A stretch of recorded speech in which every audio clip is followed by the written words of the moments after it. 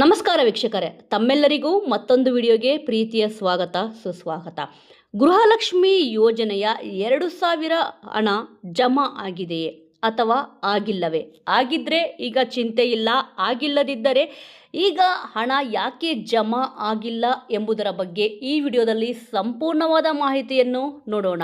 ಕರ್ನಾಟಕದ ಎಲ್ಲ ಮಹಿಳೆಯರ ಖಾತೆಗೆ ಇದೀಗ ಗೃಹಲಕ್ಷ್ಮಿ ಯೋಜನೆಯ 2000 ಹಣ ಜಮಾ ಆಗುವ ಪ್ರಕ್ರಿಯೆ ಆರಂಭವಾಗಿದೆ. ಜನವರಿ 31ನೇ ತಾರೀಕಿನ ಒಳಗಡೆ ಪೆಂಡಿಂಗ್ ಇರುವ ಹಣ ಅಂದರೆ 25ನೇ ಕಂತಿನ ಹಣ ಜಮಾ ಮಾಡಲಾಗುತ್ತದೆ ಎಂದು ಈಗ ಮಾಹಿತಿ ಬಂದಿದೆ.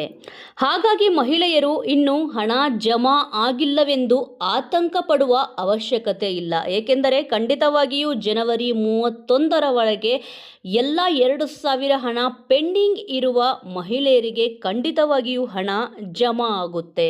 ಇನ್ನು ಮುಖ್ಯವಾಗಿ ಗೃಹಲಕ್ಷ್ಮಿ ಹಣ ಬಂದಿಲ್ಲ ಎಂದರೆ ಏನು ಮಾಡಬೇಕು ಗೊತ್ತಾ?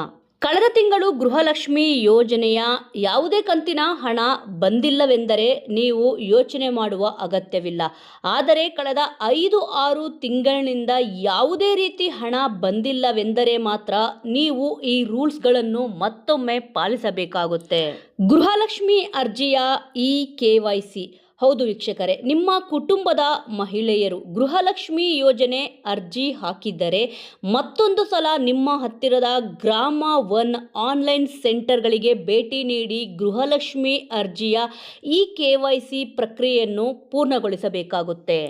ಬ್ಯಾಂಕ್ ಖಾತೆ ಸರಿಪಡಿಸಿಕೊಳ್ಳಬೇಕು. ಕೆಲವೊಂದು ಸಂದರ್ಭದಲ್ಲಿ ಮಹಿಳೆಯರ ಬ್ಯಾಂಕ್ ಖಾತೆಗೆ ಹಣ ವರ್ಗಾವಣೆ ಆಗುವ ಪ್ರಕ್ರಿಯೆ ನಿಂತಿರುತ್ತದೆ ಅಥವಾ ಬ್ಯಾಂಕ್ ಖಾತೆ ಚಾಲ್ತಿಯಲ್ಲಿ ಇರುವುದಿಲ್ಲ. ಹಾಗಾಗಿ ನಿಮ್ಮ ಬ್ಯಾಂಕ್ ಖಾತೆ ಚಾಲ್ತಿಯಲ್ಲಿ ಇದೆಯಾ ಅಥವಾ ಇಲ್ಲವಾ ಎಂಬುದರ ಬಗ್ಗೆ ಮಾಹಿತಿಯನ್ನು ತಿಳಿದುಕೊಳ್ಳಿ.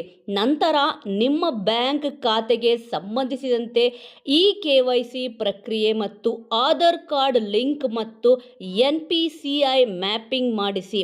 ಅಂದರೆ ಮಾತ್ರ ನಿಮಗೆ ಹಣ ಬರುತ್ತೆ.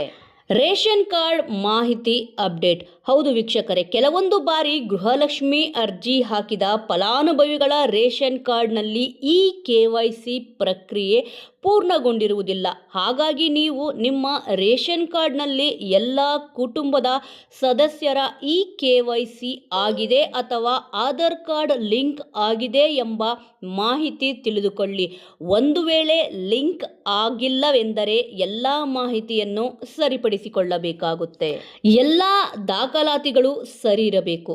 ಹೌದು ವೀಕ್ಷಕರೇ, ಗೃಹಲಕ್ಷ್ಮಿ ಯೋಜನೆ ಅರ್ಜಿ ಹಾಕಿದ ಫಲಾನುಭವಿ ಮಹಿಳೆಯರು ಆಧಾರ್ ಕಾರ್ಡ್ ಮತ್ತು ರೇಷನ್ ಕಾರ್ಡ್ ಮತ್ತು ಬ್ಯಾಂಕ್ ಖಾತೆ ಈ 3 ದಾಖಲೆಗಳಲ್ಲಿ ಹೆಸರು ಒಂದೇ ಆಗಿರಬೇಕು. ಅಂದರೆ ಮಾತ್ರ ಹಣ ಬರುತ್ತದೆ.